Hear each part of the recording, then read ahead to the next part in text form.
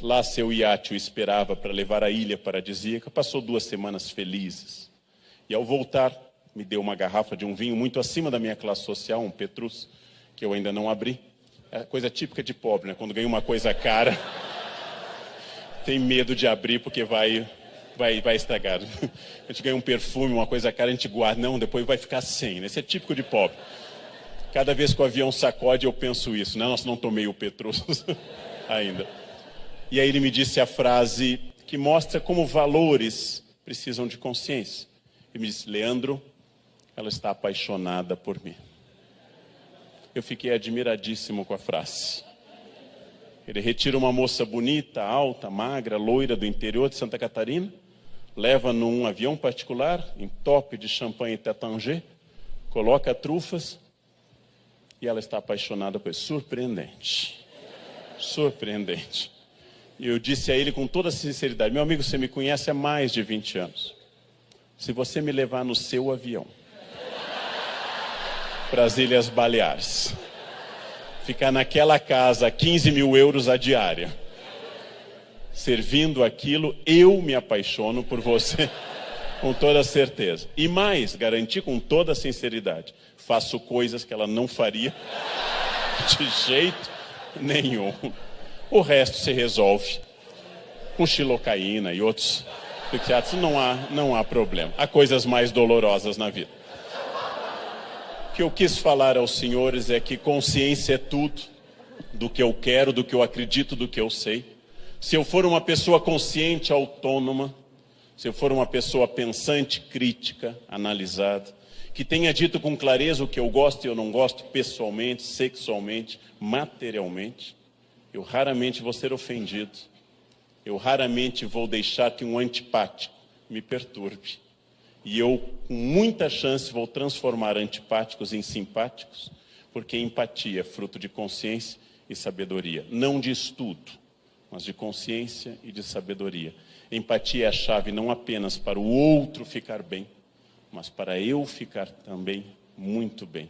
E para eu ficar bem, eu preciso oferecer ao outro a certeza de que a minha paz, minha estabilidade, a minha harmonia interna não pertence nem ao governo, nem aos clientes, nem aos motoristas do trânsito caótico brasileiro, nem aos preconceituosos, nem aos racistas, nem aos misóginos, mas pertence a mim, exclusivamente a mim. E ninguém pode me tirar, porque aquilo que for a minha consciência é o único valor que eu jamais perderei. Se eu tiver certeza disso, gente, a minha vida se transforma para sempre. E eu me torno uma pessoa melhor, que é o meu grande desejo de vida hoje. Envelhecer sábio. Está difícil, está complicado, quase nunca consigo, mas eu gostaria de morrer sábio, para não sofrer aquela praga do bobo do Rei Lear, do Shakespeare, que diz: pobre rei, que ficou velho antes de ficar sábio. O único consolo da idade é a sabedoria.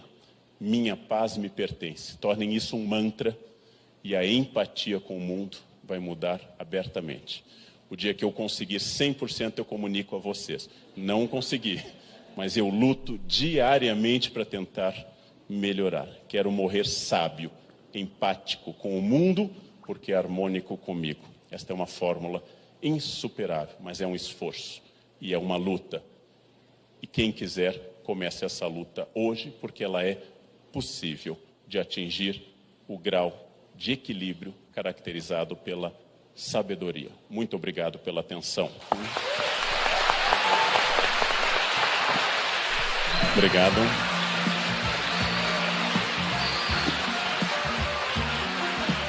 Obrigado.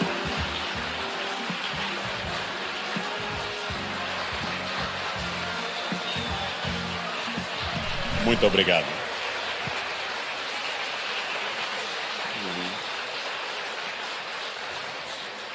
Que Santa Polônia esteja com todos vocês. Temos um espaço para perguntas, não? Por favor.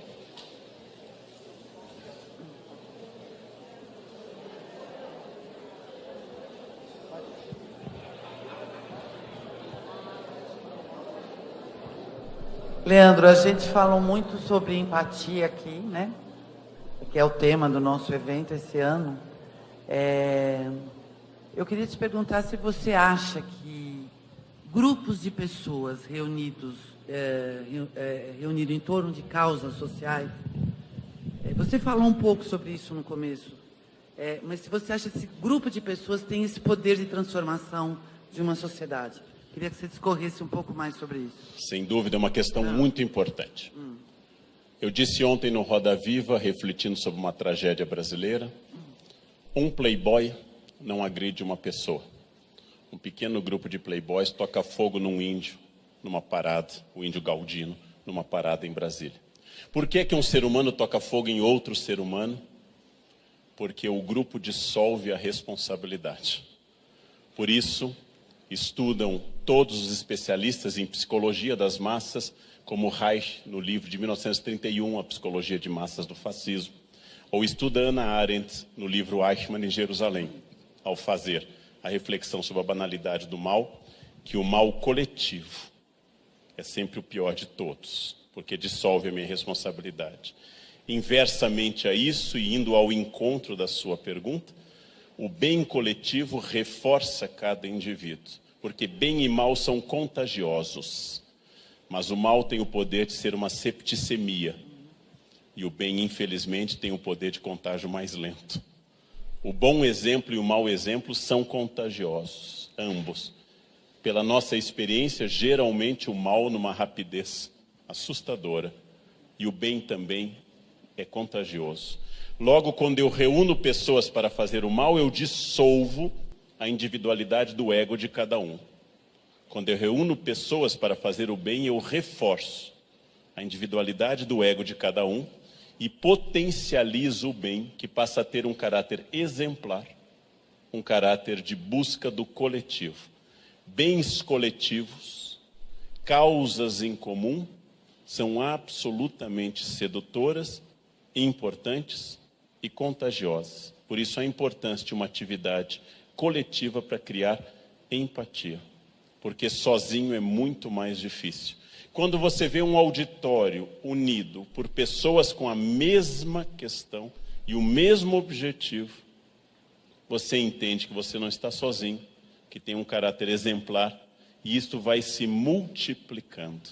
Acende-se uma pequena vela, que pode acender outra vela, e a luz é feita naquele momento. Então, o bem também é exemplar, e ele reforça a vontade de fazer o bem e de provocar a empatia com as pessoas que precisam, porque a indiferença é o caminho usual para eu me eximir de qualquer questão, e a simpatia e a empatia são intuitivas para eu poder sair do isolamento e da indiferença. Alguma outra questão? O microfone está por aqui.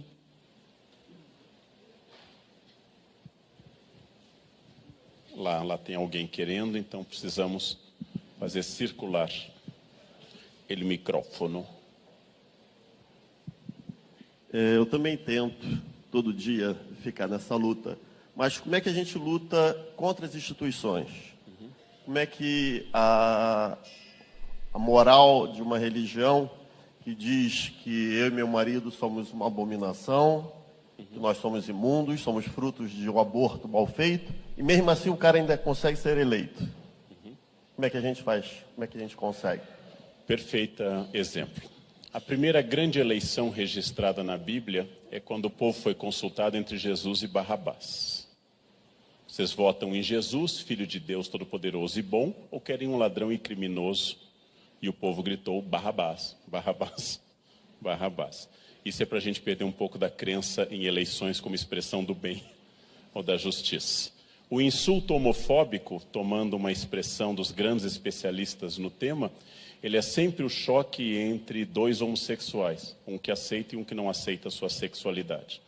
Quando alguém lhe grita que você sendo gay é uma abominação, ele está dizendo, eu não tolero que você seja aquilo que eu não tolero em mim. Porque naturalmente, se eu estou feliz com a minha esposa em casa, eu jamais vou pensar onde está o vizinho, ou o que o vizinho faz. É a minha insatisfação sexual e a minha inadequação sexual que me faz ser agressivo com as outras pessoas. De novo, a ideia: o veneno só funciona se for tomado. Se eu não me sinto um aborto, se eu não me sinto uma abominação, se eu não me sinto mal, mas feliz e redimido por ser quem eu sou, e seguindo o conselho de Nietzsche, torna-te quem tu és, o insulto do outro vai falar exclusivamente sobre o outro. Ou seja, quando o outro agride num gesto homofóbico, ele está atacando aquilo que no fundo ele deseja. É terrível, porque no Brasil, país que mais mata transgêneros em todo o mundo.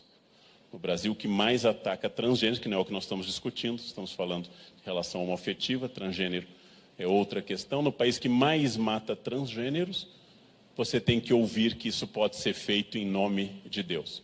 Ora, na tradição cristã, Jesus procurou prostitutas, cobradoras de impostos, e disse que os moralistas, os doutores da lei, os fariseus, eram a escória da humanidade e que no reino de Deus as prostitutas os precederiam. E o apóstolo Filipe batizou um eunuco em Atos dos Apóstolos, dizendo que o reino de Deus também existia para os eunucos e não para aqueles que se orgulhavam de terem outra conformação. Porém, a dor que existe no mundo, ela é tão grande para todas as pessoas que é mais fácil atacar do que se analisar. Eu prefiro dizer que o problema está em você do que em mim, porque insultar é fácil e odiar é automático, e pensar é muito complexo. Exige uma grande estabilidade interna. Quando alguém me insulta de alguma coisa, tendo ou não razão, eu penso, você fala muito da sua dor. Agora, qual é o limite disso? Infelizmente, não é só o insulto. Por vezes é a agressão, é o ataque e até o assassinato. Neste caso, a força da lei contra essas pessoas. Como aconteceu no Brasil com a nossa relação com o racismo. Leis que tornaram o racismo contravenção penal, como a Lei Afonso Arinos, década de 50. E leis que tornaram o racismo crime inafiançável, Constituição de outubro de 1988, ajudaram a coerção que reforçou o consenso de que o racismo é um absurdo. Mas é uma luta de várias gerações, porque nós temos 30 anos de racismo crime inafiançável e 388 anos de experiência de escravidão. Então é muita coisa ainda a vencer. Mas tenho esperança, que nós tenhamos dado alguns passos para que as pessoas parem de ter medo, porque quem tem preconceito tem medo, tem um medo profundo. Esse medo se transforma em raiva, essa raiva se transforma em ataque. Eu sei que é difícil, mas temos que entender o medo dos outros e talvez até lançar um olhar empático. Meu filho, ao invés de me atacar, viva quem você é, aceite quem você é, e se tiver vontade, libera geral, que é o que a sua raiva está querendo me dizer. Pelo menos se você tivesse vida sexual, você não teria tanta raiva contida a esse respeito, porque sexo é vida, é prazer e destrói essa capacidade de deslocar para o que eu não vivo a minha raiva. Mas isso, infelizmente, faz parte da humanidade. Pediram para a gente encerrar, para a gente estar encerrando e estar acabando, para estar se dirigindo para outro lugar. Muito obrigado pela